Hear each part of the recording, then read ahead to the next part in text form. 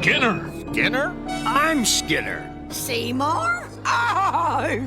Mother. Bem-vindo ao Watchmode Brasil. E hoje contamos nossas escolhas para os momentos da TV que mudaram a nossa percepção de um personagem para pior. Cuidado com os spoilers. You mentioned Dexter. He comes up in these sessions a lot. Aren't you curious as to why that is? He's a huge part of my life. Número 20. Nate trai Ted. Ted Lasso.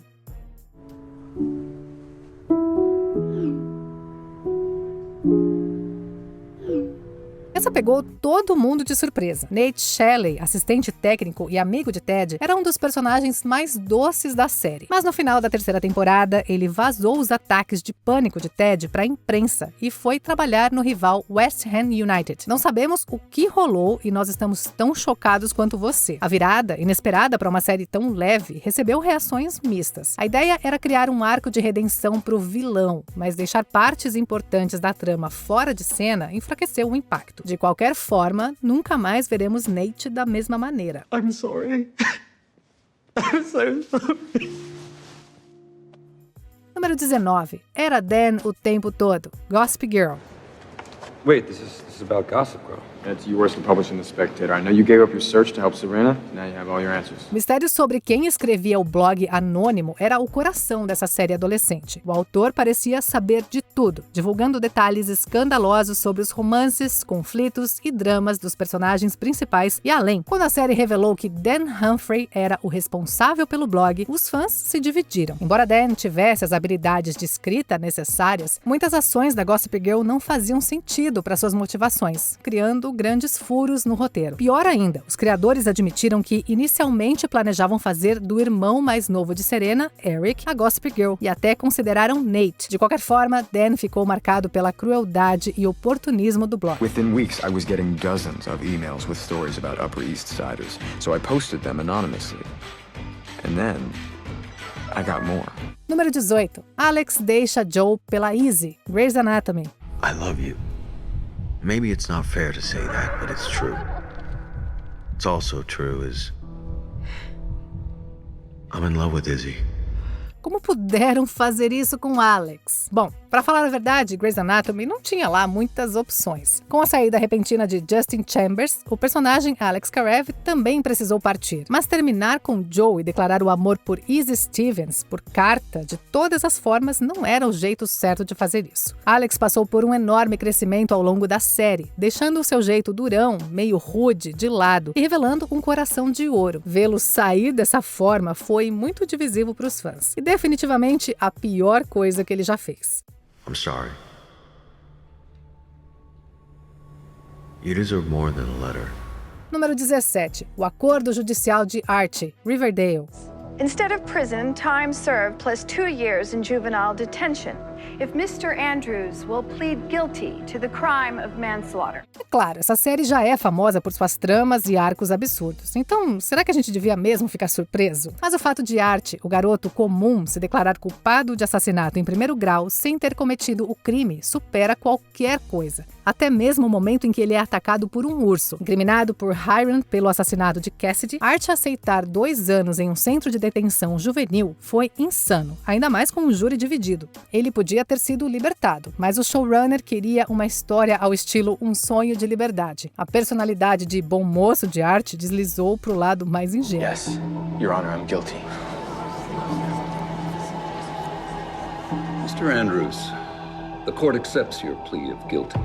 You will be taken directly from the courthouse to the Leopold and Lowe Juvenile Detention Center. Número 16. O senhor Siriguejo se aproveita do medo de Plankton. Bob Esponja, calça quadrada. How'd you fail this time? Krabs had a whale. You mean his big, bad, scary teenage daughter? I hear that mocking tone in your voice, Karen, and I don't appreciate it. Desenhos animados são conhecidos pelo humor exagerado, mas até eles têm limites. Nesse episódio infame, Plankton revela ter medo de baleias porque a sua família família foi devorada por elas. Como piada, o Sr. Siriguejo se disfarça da sua filha Pearl e assusta Plankton por 2 semanas. O assédio culmina com Plankton deitado no meio da rua. Só quando Bob Esponja diz que o Sr. Siriguejo tem medo de palhaços, Plankton recupera a vontade de viver e planeja vingança. A insistência do Sr. Siriguejo em continuar a brincadeira torna o episódio ainda mais desconfortável. Se ele é capaz de uma coisa dessas, do que ele não é capaz?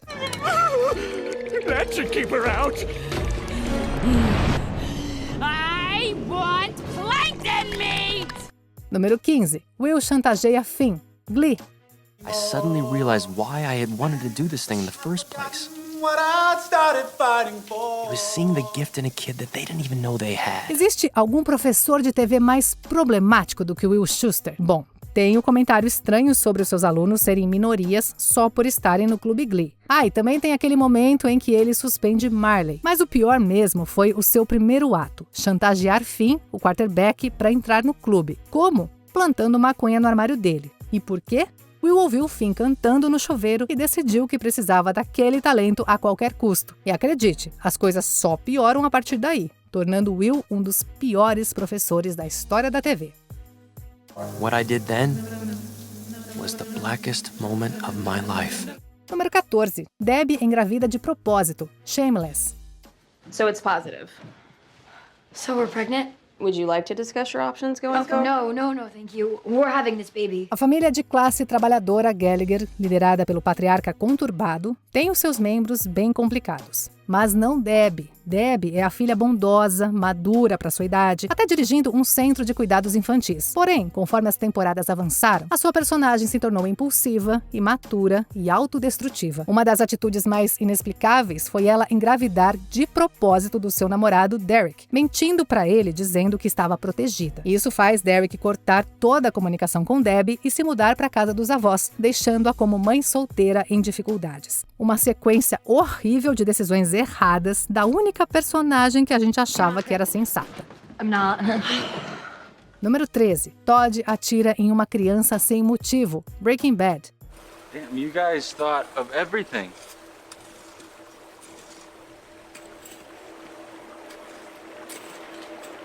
Quando alguém começa a admirar Walter White de todos os personagens, você sabe que só vai dar problema. Todd Alquist trabalhou com Walt e Jesse como cozinheiro de metanfetamina, ajudando até a realizar um grande roubo. No final desse episódio, logo após roubarem a metanfetamina de um trem, Walt, Jesse e Todd veem um menino de bicicleta acenando para eles. Todd acena de volta e o mata. Até esse momento, nunca imaginávamos que Todd fosse capaz de tanta crueldade. Claro, Todd ainda fez muitas outras coisas horríveis, e isso mostra até onde algumas pessoas vão para provar o seu valor. No! Número 12. Allison quase agride Luther, The Umbrella Academy. Allison, please. Don't do this. I heard a rumor. You want me.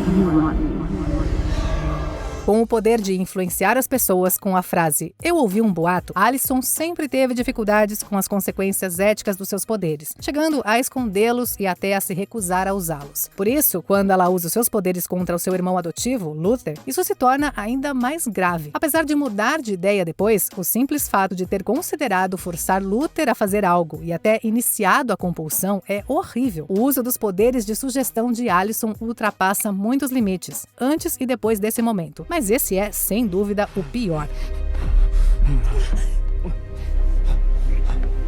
Número 11. Rory abandona Yale. Gilmore Girls. I've decided that I'm not going back to Yale next year. I'm sorry, I don't think I heard you correctly. Lembra quando Rory era a Gilmore dedicada e responsável? Ela sonhava em entrar em Harvard e tinha como modelo de inspiração a jornalista Christiane Amanpour. Mas logo Rory começa a tomar decisões cada vez mais questionáveis. Uma delas que chamou bastante atenção foi ela dormir com o seu ex, Jim, que agora era casado com uma colega de escola. Talvez o maior ponto de virada de caráter foi quando Rory roubou um iate. Após ser presa, ela decide abandonar Yale. Passar do sonho de Harvard para abandonar Yale foi uma queda e tanto, deixando os fãs perplexos e frustrados com a virada drástica que a personagem tomou. I mean, my daughter never gets into trouble, except, now. But on the whole, the kid is an angel. Número 10. Andy navega pra longe. The Office. I was kind of sad at first, but then I remembered that Bob Marley song. No woman, no cry. Embora Andy nunca tenha sido o personagem mais popular da série, a sua introdução o mostrou como um cara problemático com questões de raiva. Ao longo das temporadas, ele cresceu e se tornou mais interessante, especialmente pelo envolvimento com Erin. Mas na 9ª temporada, ele volta a ser o egoísta da 3ª temporada. Ele vai para as Bahamas, deixando Erin de lado, e depois persegue o seu sonho de ator com a ajuda da agente Carla. Destruir o desenvolvimento do personagem na última temporada é um erro comum em várias séries. Pena que The Office tenha caído nessa armadilha. Check this out. Keeps my hair out of my stare. Also helps me combat the glare bear. That's what I call the sun now. Número 9. Meg abraça o martírio, uma família da pesada. Brian, you can't say this family doesn't treat me like crap. Don't answer her, Brian. She's just setting you up. I think Meg and Lois are right. Well, it's one or the other, Brian. Talvez nenhum personagem tenha sido tão maltratado por uma série quanto a Meg. Logo, ela se tornou o bode expiatório da família Griffin e da série também, sofrendo com um monte de crueldade. Então, quando ela finalmente decide enfrentar a família e cobrar por todo esse abuso durante um furacão, é no mínimo um alívio. Mas quando a família começa a brigar entre si, Meg decide pedir desculpas pelas suas verdadeiras palavras, achando que a família precisa de alguém para carregar toda a disfunção deles e que essa pessoa deveria ser ela. Uma decisão péssima, principalmente porque ela escolhe, de forma voluntária, ser o saco de pancadas da família. Do you think it's possible that this family can't survive without some sort of lightning rod to absorb all the dysfunction? Well, that's a theory, I guess. Número 8. A morte de Love Queen. Você. Wolfsbane, a paralytic. No. It slows the heart. So I Googled antidotes. Turns out I needed biohacking, adrenaline. Who doesn't have that around here, right? Pode-se dizer que o amor e morte são os 2 temas universais de qualquer drama, mas o que acontece quando você mata a Love? Na 2ª temporada, o serial killer Joe encontra a sua alma gêmea em Love Queen, uma assassina disposta a fazer qualquer coisa por quem ama. Joe fica chocado com Love, mas se casa com ela quando ela engravida. Quando Love descobre a obsessão de Joe e decide matá-lo, Joe chega primeiro. Aceitar Love teria sido uma boa chance de evolução para o personagem, mas no fim só reforça a ideia de Joe como mais um cara sem graça e perturbador. It had to be enough.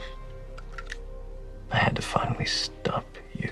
Número 7. Andrea dorme com um governador, The Walking Dead. Could have walked out. You started walking out.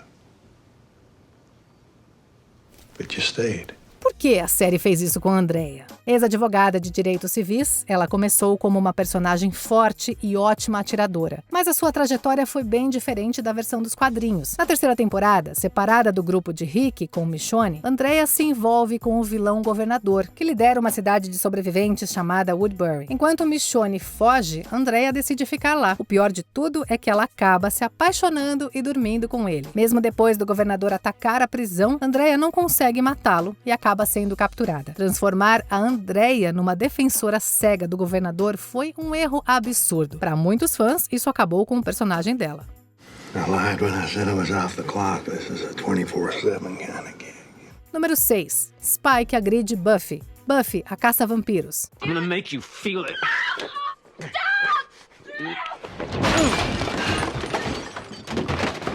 Existem os bad boys e depois temos o mal de verdade. Spike começou como o vilão de uma temporada, junto com a sua criadora Drusilla, mas o carinho dos fãs fez com que ele virasse um personagem recorrente, e com o tempo, ele se tornou o aliado mais fiel de Buffy e dos outros. Ele se apaixonou por Buffy, iniciando um relacionamento intenso e turbulento, que ganhou uma base de fãs fiel. Infelizmente, esse romance virou violência de ambos os lados, especialmente enquanto Buffy lidava com a depressão. O pior foi quando Spike, após as investidas bêbadas em Anya, quase força em Buffy. Depois disso, Spike deixa Sunnydale e vai em busca da sua alma. Mas esse erro vai nos assombrar por muito tempo. Ask me again why I could never love you. Buffy, my God, I didn't... Because I stopped you. Número 5. Seymour Skinner é um impostor. Os Simpsons. It's true, I'm an imposter. Esse episódio controverso fez a gente olhar para Seymour Skinner de forma diferente. Na 9ª temporada é revelado que o diretor Skinner é, na verdade, um impostor. O seu nome verdadeiro é Armin Tanzarian, um delinquente juvenil que virou soldado e se fez amigo do verdadeiro Skinner, um sargento da Guerra do Vietnã. Quando Agnes confundiu Armin com seu filho morto, Seymour, ele decidiu manter a farsa, que funcionou até o verdadeiro Skinner voltar. No final das contas, o povo de Springfield percebeu que prefere o Armin Skinner do que o verdadeiro Skinner e o acolhe de volta. A mudança na história de Skinner foi criticada como forçada. A revelação de que um personagem querido era uma fraude é difícil de aceitar.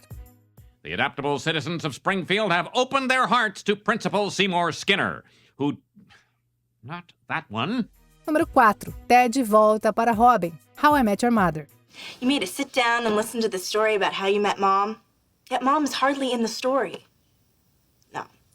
This is a story about how you're totally in love with Aunt Robin. Considerado um dos piores finais de todos os tempos, essa série também mudou a nossa visão sobre Ted Mosby de vez. A história de Ted sobre como ele conheceu a mãe dos seus filhos inclui o seu relacionamento turbulento com Robin Scherbatsky. Depois do término, os dois seguem em frente com outras pessoas, deixando claro que são incompatíveis. Ted quer uma família, Robin não. Mas na última temporada, mesmo Robin se casando com Barney e Ted conhecendo a mãe dos seus filhos, a série muda de direção. Após o divórcio de Robin e a morte da esposa de Ted, vemos Ted voltando para Robin depois de todos esses anos, incentivado pelos próprios filhos. É uma conclusão terrível que destruiu o personagem de Ted para sempre.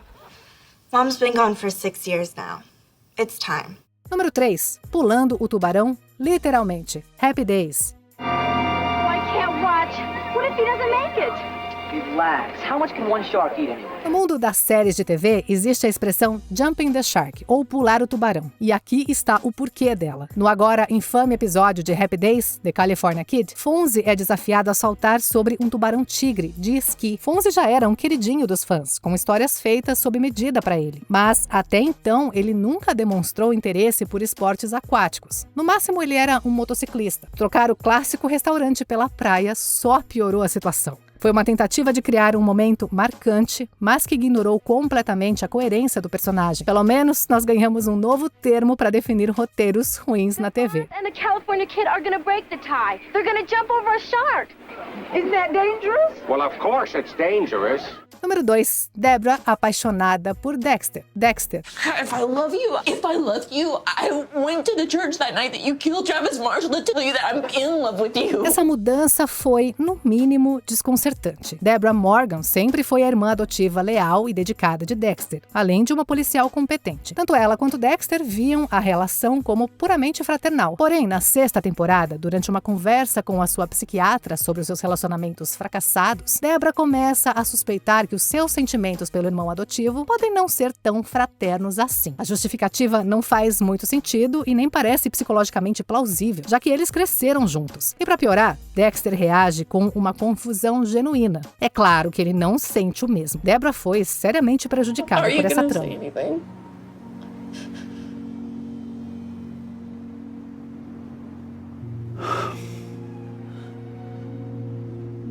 I'm sorry. Antes de continuarmos, não se esqueça de se inscrever no canal e ativar o sininho para receber as notificações dos nossos vídeos mais recentes. Número 1. Daenerys queima Porto Real, Game of Thrones.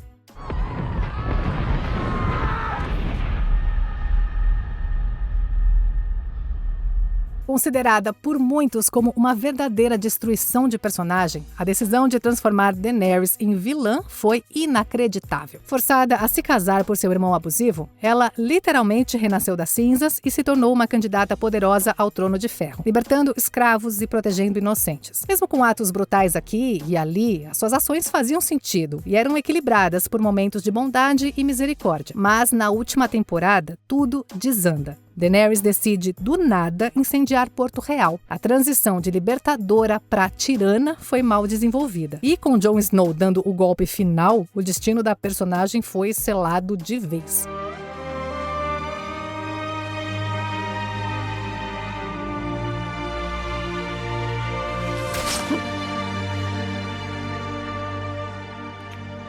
E aí, conseguem pensar em maneiras de salvar algum desses personagens arruinados? Conta pra gente nos comentários. That, kids, is how I met your mother. Confira também esse outro clipe recente do Atmojo Brasil e se inscreve no canal para não perder os nossos próximos vídeos.